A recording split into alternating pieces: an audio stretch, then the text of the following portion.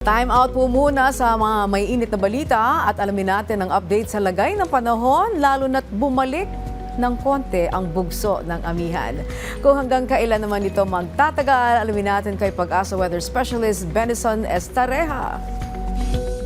Magandang hapon, Ms. Angelique, kayo din sa ating mga taga-subaybay. Sa ngayon, wala tayong minomonitor na bagyo or low pressure area sa loob at paligid ng Philippine Area of Responsibility. Meron tayong amihan or northeast monsoon na tanging nandito lamang sa may extreme northern Luzon, maaaring magtagal pa ng 2 araw. Sa ngayon ay umiiral ito sa Batanes and Mabuento Island, may bahagyang malamig na panahon at sasamahan lamang ng bahagyang maulap na kalangitan at pulupulong may inat ng ulan. Habang nandito ng bahagi ng bansa, andyan pa rin ang easterlies o yung mainit na hangin galing sa Pacific Ocean. Magdadala ito ng bahagyang maulap hanggang maulap na kalangitan sa halos buong araw at sasamahan pa rin ito ng mga pulupulong mga pag-uulan at mga localized thunderstorms na usually nagtatagal ng 1 o 2 oras.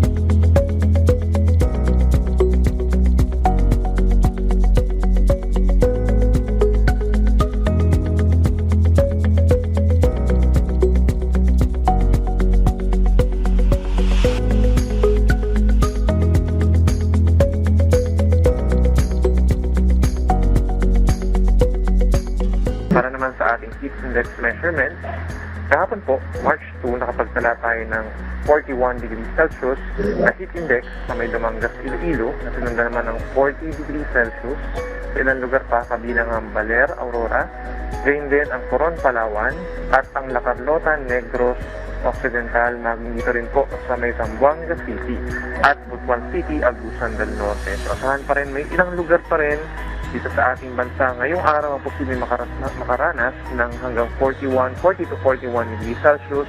Kagaya ng mga nabanggit natin, nasasama na rin po natin dyan ang Iloilo City at maging dito rin po sa bahagi pa ng southern portion of Palawan.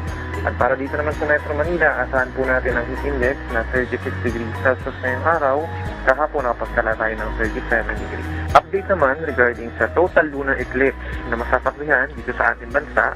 Simula po mamayang 5:58 p.m. hanggang 10:25 p.m. meron tayong free telescope viewing ng total lunar eclipse dito po sa Pag-asa Astronomical Observatory sa Quezon City at maging sa ibang lugar din po sa ating bansa, mapa dito sa may Misamis Oriental, sa may Mindanao, at dito rin po sa ilang bahagi pa ng Luzon and Visayas. Asahan po ang total lunar eclipse o yung pagtatakip po ng buwan dun sa haring araw natin. No? So merong possible po na pagpula ng ating buwan at maaaring mag-cause po ng malaking appearance or pagkapula ng appearance sa itong buwan natin. Mamayang gabi po yan, inulit natin from 5:58 p.m. to 10:25 p.m. Pero po tayong free telescope viewing. Narito naman ang lagay ng ating mga datos.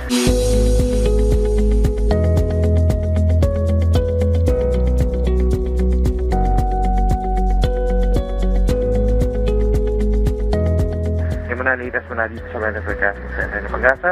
Muli po ako sa Benison Estareja. Magandang hapon. Maraming salamat Pag-asa Weather Specialist Benison Estareja.